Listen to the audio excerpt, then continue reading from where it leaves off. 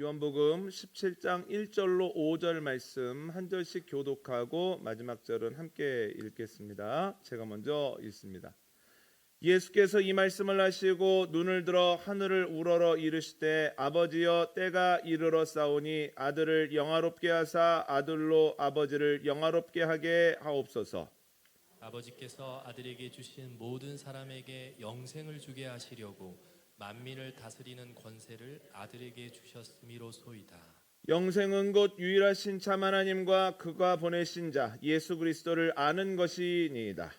아버지께서 내게 하라고 주신 일을 내가 이루어 아버지를 이 세상에서 영화롭게 하였사오니. 함께 하겠습니다. 아버지여 창세전에 내가 아버지와 함께 가졌던 영화로서 지금도 아버지와 함께 나를 영화롭게 하옵소서. 아멘. 요한복음 17장은 예수님께서 십자가를 앞두시고 주님께 올리는 기도입니다. 그런데 내용적으로 보면 그 기도는 세 부분으로 나뉘어지는데요. 1절로부터 5절은 십자가를 앞두고 예수님이 자신을 위해 기도하십니다. 6절로부터 19절은 이제 어려움을 겪게 될 제자들을 위해서 기도하시고, 세 번째로 20절로 26절은 미래의 성도들을 위해서 기도하십니다. 오늘은 첫 번째 부분 1절로 5절의 내용을 나눌 거고요. 내일 새벽에는 두 번째 부분 6절로 19절을 나눌 생각입니다.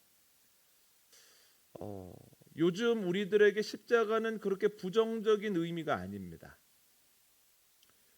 십자가는 믿는 사람들에게는 예수님의 사랑이고 또한 그의 아들을 죽음에서 일으키신 하나님의 능력을 상징하는 거거든요.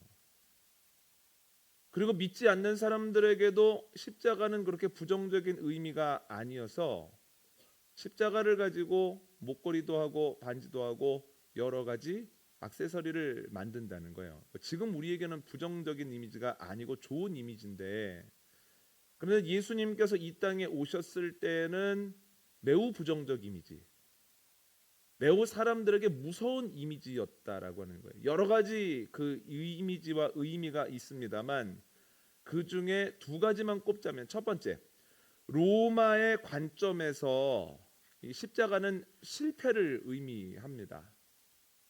자료를 찾아보니 십자가형은 너무나 가혹해서 로마가 십자가형을 주는 사람 중에는 시민권자는 없었다는 거예요.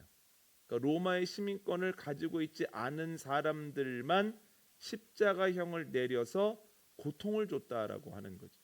다시 말하면 십자가에 달려서 고통을 당한다는 것 자체가 그 시대 로마 제국 안에서 그렇게 상류층이 아니라는 이야기입니다. 요즘의 단어로 표현을 바꾸어 보자면 어려움을 만났을 때 내 뒷배가 되어줄 만한 그런 가정에서 태어나지 못했다, 소위 금수저가 아니다라고 하는 의미가 십자가에 달려 돌아갔다라고 하는 것에 이미 내포되어 있다라고 하는 겁니다. 그리고 학자들에 의하면 십자가형을 누구에게 언도하냐면 사회 질서를 어지럽힌 사람에게 십자가형을 선고한다는 거예요. 가장 많은 경우가 종들이 주인의 소유를 훔쳐서 달아나는 경우. 그러니까 로마도 신분제 아닙니까? 그런데 종들이 그렇게 했는데 처벌이 약하다라고 하면 그것이 로마의 근간을 흔들 수 있기 때문에 종이 주인의 무엇인가를 훔쳐서 달아났다가 잡히게 되면 이건 무조건 십자가형입니다. 또한 종이 주인을 죽이려고 했거나 죽인 경우에도 무조건 십자가형입니다. 사회 질서를 문란하게 했던 경우에 십자가형이라는 걸 가장 잘 보여주는 것이 기원전 71년에 노예들이, 검투사들이 섞여서 노예 해방을 울부짖으면서 반란을 일으켰거든요. 스파르타쿠스라고 하는 그런 영화로도 나오고 여러 가지 역사적인 기록들도 있는데 그것이 진압이 됩니다. 그래서 자료를 찾아보면 그 반란에서 제압된 사람들을 모두 십자가에 매달아서 길 양옆에다가 꽤 오랫동안 전시했다는 거예요. 사람들에게 본보기를 보여주기 위해서. 그뿐만이 아닙니다. 어떤 민족이 독립을 하기 위해서 반란을 일으켰다가 적발이 되고 제압이 되면 그 또한 십자가형이었다라고 하는 거죠. 어떤 경우인지는 몰라도 십자가형을 당했다는 것 자체는 굉장히 실패한 인생이라고는 의미를 갖습니다. 방금 말씀드린 것처럼 그렇게 사회에서 인정받는 자리, 넉넉한 자리에 있지 못했다. 그 사람은 사회의 질서를 혼란하게 하는 사람으로 인식이 되었다. 혹은 사회에 누를 끼치는 사람으로서 인식이 되었다. 해적이나 도적들도 십자가형을 당했거든요. 죄질이 나쁘면. 그리고 자기 나름대로는 좋은 뜻을 가지고 있었으나 그러나 그것이 로마에게 제압되어 실패한 사람들이 십자가에서 죽어가는 겁니다. 이런 사회적 의미 말고 개인의 인생으로 봐도 십자가형에서 죽었다라고 하는 것은 굉장한 실패를 의미한다라고 하는 거예요. 굉장한 고통을 느낄 뿐만 아니라 자신이 고통스럽게 죽어가는 모습을 가장 가까운 사람들에게 보여줄 수밖에는 없는 겁니다. 가장 가까운 이들에게 트라우마를 주면서 이 세상을 떠난다라고 하는 것 자체가 얼마나 안타깝고 실패한 의미를 갖는가라고 생각할 수 있죠. 두 번째로 유대의 입장에서는 저주 혹은 형벌의 의미를 갖고 있다라고 하는 거예요. 한번 읽어볼까요? 신명기 21장 22절과 23절 말씀 함께 읽습니다. 시작. 사람이 만일 죽을 죄를 범함으로 내가 그를 죽여 나무 위에 달거든 그 시체를 나무 위에 밤새도록 두지 말고 그날에 장사하여 내 하나님 여호와께서 내게 기업으로 주시는 땅을 더럽히지 말라. 나무에 달린 자는 하나님께 저주를 받았음이라. 아멘. 유대 공동체에서도 누군가를 나무에 달아버리는 일이 있었거든요. 그런데 이건 십자가와 차이가 있습니다. 십자가는 누군가를 죽이기 위해서 십자가를 사형 틀로 사용을 하는 거고요. 유대에서는 정해진 4가지 방법 중에 하나로 사형을 처한 이후에 그를 나무에 다는 겁니다. 나무에 달므로 인하여서 사람들이 보면서 저 죄를 지으면 이렇게 큰 벌을 받는 거구나, 이렇게 저주를 받는 거구나 라고 하는 것을 깨닫는데, 그런데 하룻밤이 지나기 전에 금방 그를 나무에서 내려야 되는 거예요. 그 이유가 뭐냐면 그가 지은 죄 때문에 그가 서 있는 땅이 또 저주를 받을까 봐 내려버린다는 거예요. 이게 무슨 뜻이냐면 그가 사형을 당한 이후에도 그에게 주어진 저주나 형벌은 아직 해결이 안 됐다.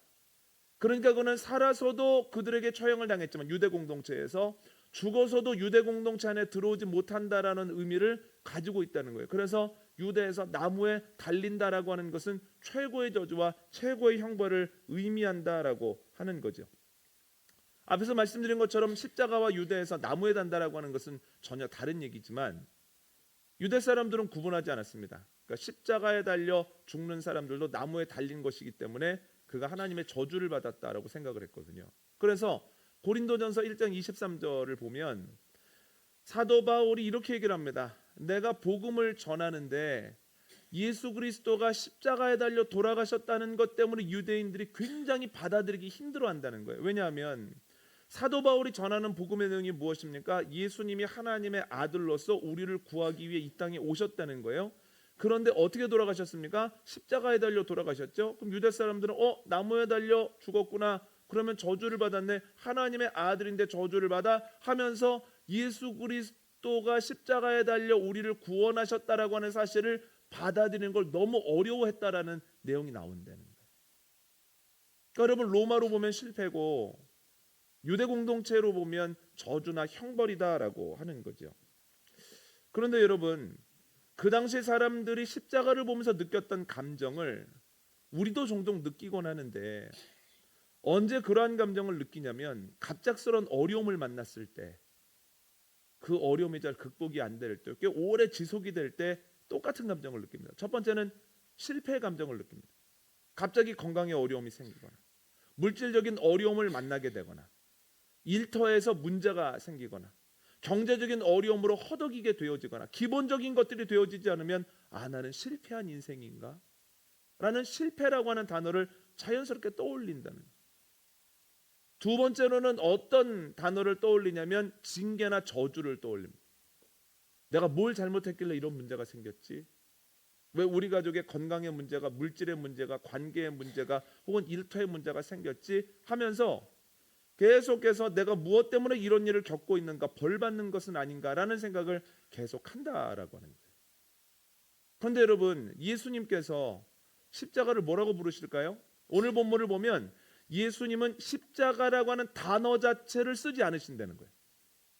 그러면 예수님께서 십자가라는 단어 대신에 어떤 단어를 쓰시는가 한번 읽어볼까요? 오늘 보면 4절 함께 읽겠습니다. 오늘 보면 4절입니다. 시작. 아버지께서 내게 하라고 주신 일을 내가 이루어 아버지를 이 세상에서 영화롭게 하였사오니. 아멘. 십자가를 뭐라고 표현하고 계십니까?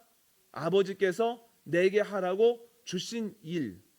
힘든 일, 무서운 일, 두려운 일, 안타까운 일이라고 이야기하지 않으시고, 어쩌다 보니 하게 된 일, 어쩌다 보니 만난 어려움이라고 말씀하지 않으시고, 하나님께서 내게 하라고 맡기신 일이라고 예수님이 고백을 하신다는 거예요. 이게 어떤 뜻을 가지고 있냐면, 그 십자가에도 하나님의 계획이 있다는 거예요. 하나님의 때가 있고 하나님의 방법이 있고, 또한 하나님께서 십자가를 통해서 하시려는 목적이 분명히 있다는 거예요. 때가 있고 방법이 있고 목적이 있다라고 하는 것을 분명히 예수님은 고백하시는 가운데에서 이 십자가는 주님이 나에게 계획 안에서 맡기신 일이라고 생각을 하시죠.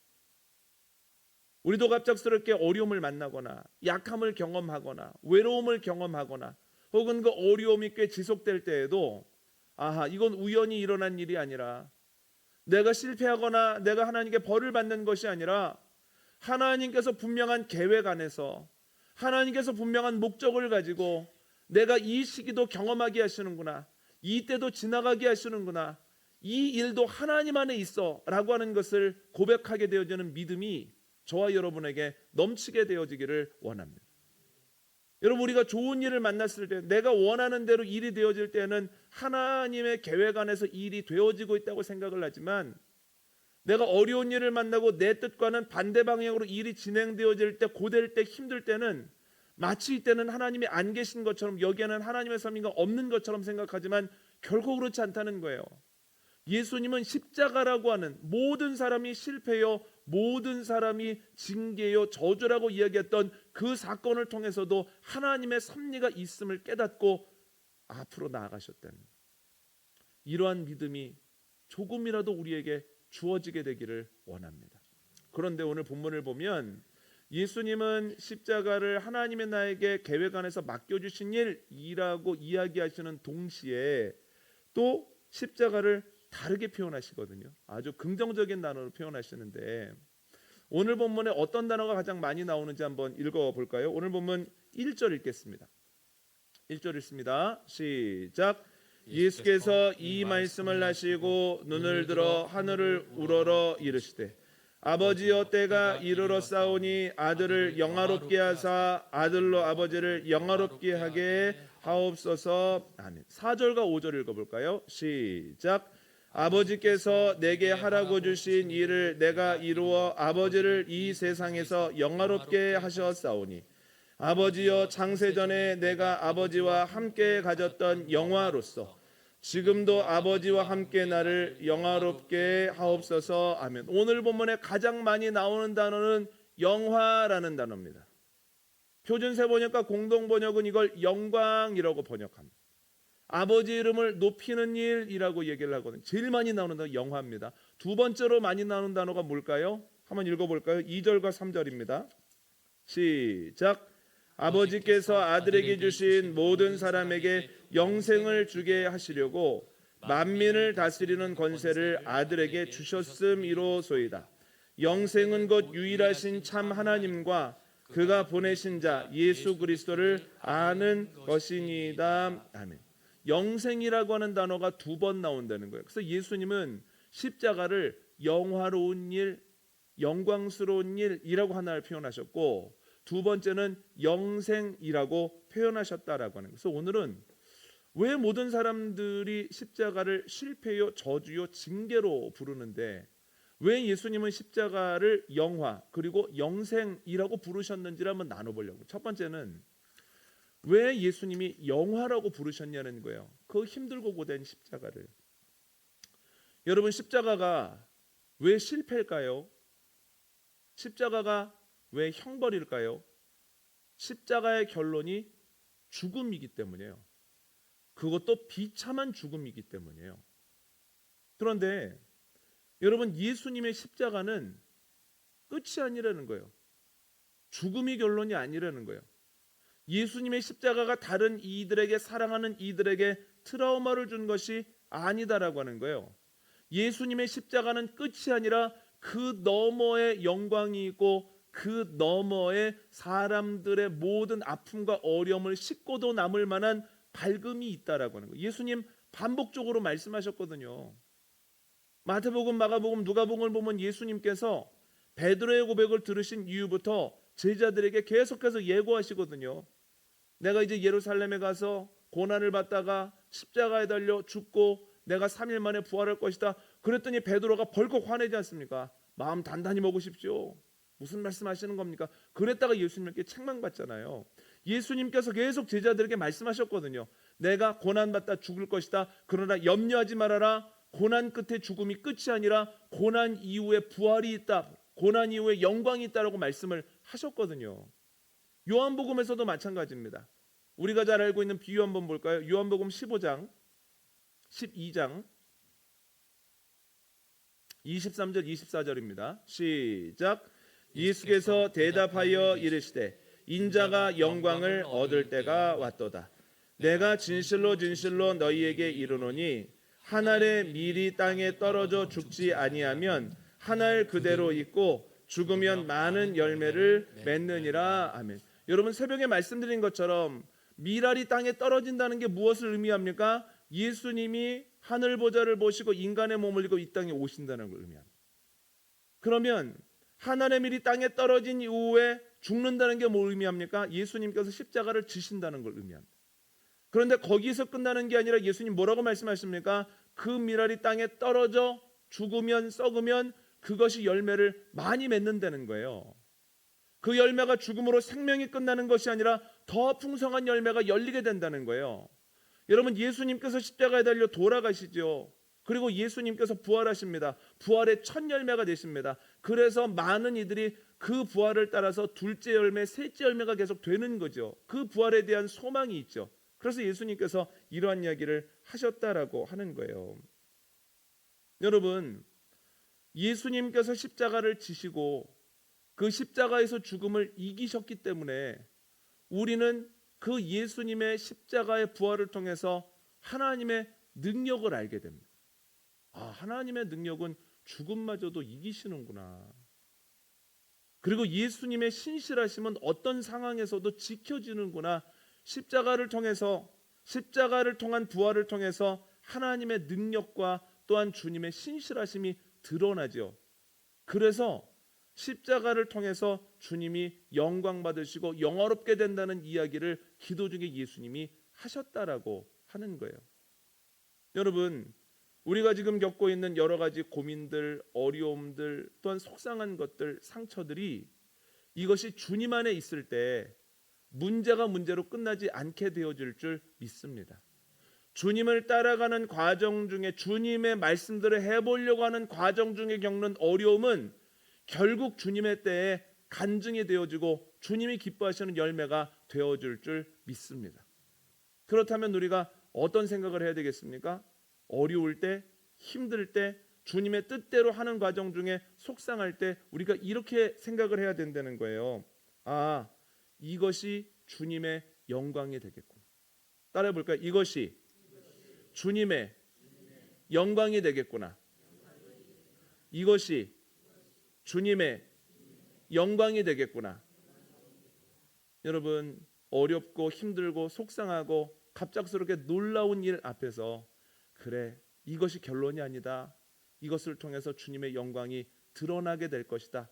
믿음 가지고 나아가는 저와 여러분 되어주시기를 원합니다. 두 번째는 주님이 왜 영생이라고 부르시냐는 거예요.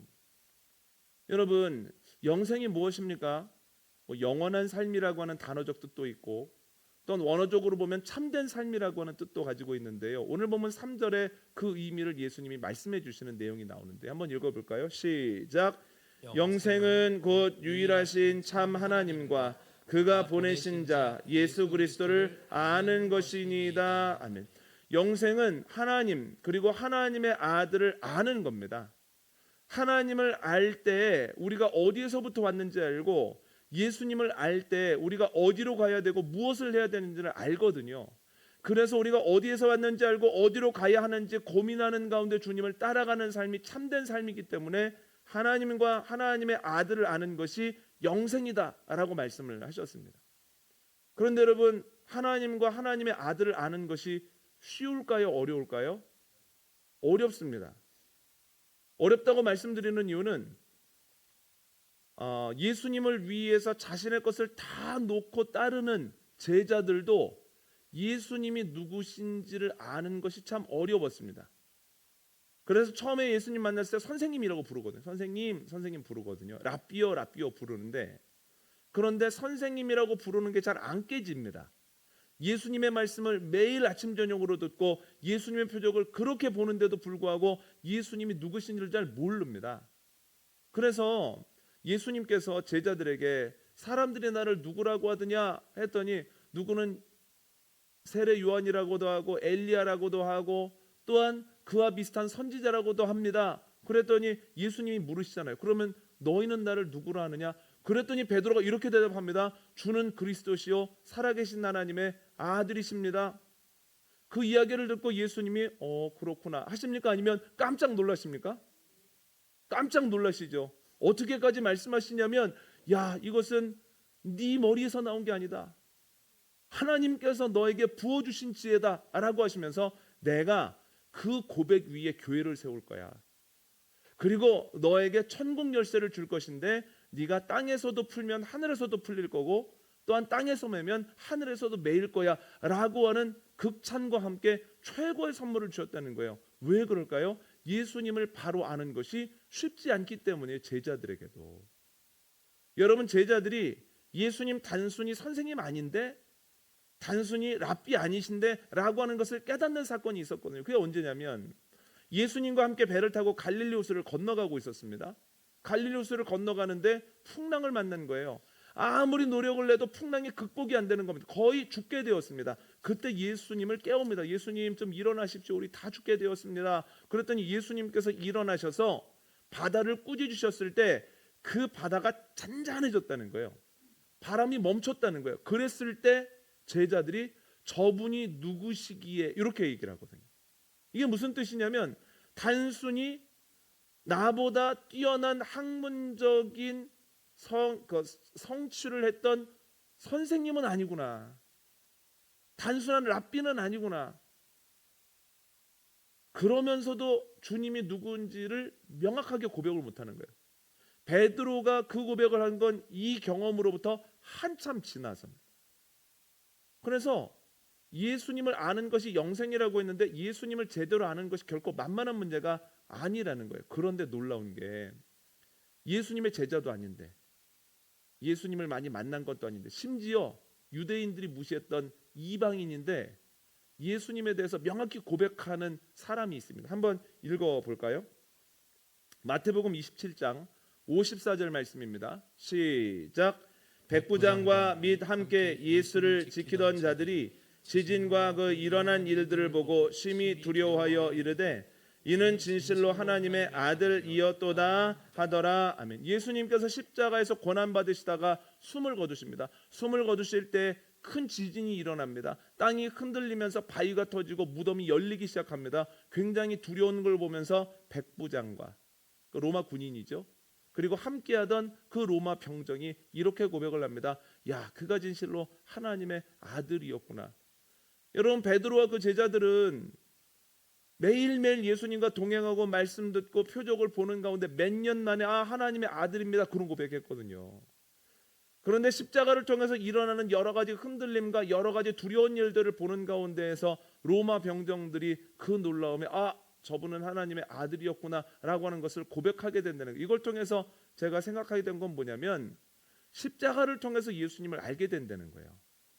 지금 오늘 본문으로 내용을 좀 바꿔보자면 우리가 편안할 때보다는 우리가 때로 생각하지 못한 어려움을 만났을 때 그 어려움이 만만치 않을 때, 그 어려움의 기간이 길어지는 가운데 아, 내가 속수무책이구나, 내가 무기력하구나, 내가 무엇인가 잘하는 줄 알았는데 내가 건강에 대해서는 내가 힘이 없구나, 자녀에 대해서는 내가 무기력하구나, 내가 어떤 부분에 대해서는 너무너무 아무것도 아니구나 라고 하는 무가치함과 무기력함을 느끼고 힘든 그 순간에, 그때 하나님과 예수님을 알게 될 가능성이 훨씬 높다는 거예요. 여러분, 잘 되어질 때, 평안할 때, 넉넉할 때는 그냥 주님 좋은 분이야, 주님께서 얼마나 든든한지 몰라, 이 정도 선에서 끝나거든요. 그런데 어려움을 겪는 순간, 어려움의 길을 걸어가는 그 과정 속에서 예수님이 어떤 분인지, 예수님이 나를 얼마나 사랑하시는지를 깨닫게 된다는 거예요. 영생을 얻게 된다라고 하는 거죠. 우리가 어려운 시기, 여전히 같은 기도를 계속하고 있는 시기에 우리가 어떤 마음을 품어야 되겠습니까? 아, 주님께서 나와 교제하기를 원하시는구나, 이 어려움을 통해서 내가 주님을 더 깊이 알게 되겠구나, 내가 주님을 알므로 영생에 가까운 삶으로 다가가겠구나 라고 하는 것을 고백하는 가운데 십자가와 같은 어려움의 삶을 이겨나가야 된다는 거예요. 여러분, 어려움과 기다림과 고난에는 반드시 유익이 있습니다. 그 시간을 통해서 낙심하고 좌절하는 것이 아니라, 단순히 견디는 것이 아니라 주님을 더 알게 되고, 또한 주님을 더 사랑하게 되고, 또한 내 고백이 주님의 마음을 기쁘시게 하는 복된 시간 되어지기를 원합니다. 오늘 말씀 정리합니다. 예수님께서는 십자가를 이렇게 부르십니다. 아버지께서 내게 하라고 주신 일. 어려움도, 어려움의 시기도 하나님의 계획 안에 있다는 거예요. 하나님의 때와 하나님의 방법과 하나님의 목적이 있다는 거예요. 우리의 어려움에도 마찬가지입니다. 그런데 예수님은 그 십자가를 뭐라고 부르시는가? 영화라고 표현하시고 영생이라고 표현하십니다. 왜냐하면 십자가 후에 부활이 있거든요. 우리도 마찬가지입니다. 우리의 어려움은 어려움으로 끝나지 않습니다. 주님 안에서의 어려움과 문제는 반드시 간증이 되어질 줄 믿습니다. 두 번째, 예수님은 십자가를 영생이라고 부르십니다. 십자가 중에 주님과 교제가 있기 때문입니다. 우리도 어려울 때, 외로울 때 주님과 더 깊이 만나게 되어질 줄 믿습니다. 무슨 일을 만나든지 주님께 영광, 또 어떤 상황에서도 주님과 교제, 그러한 삶을 살아가는 저와 여러분 되어지시기를 원합니다.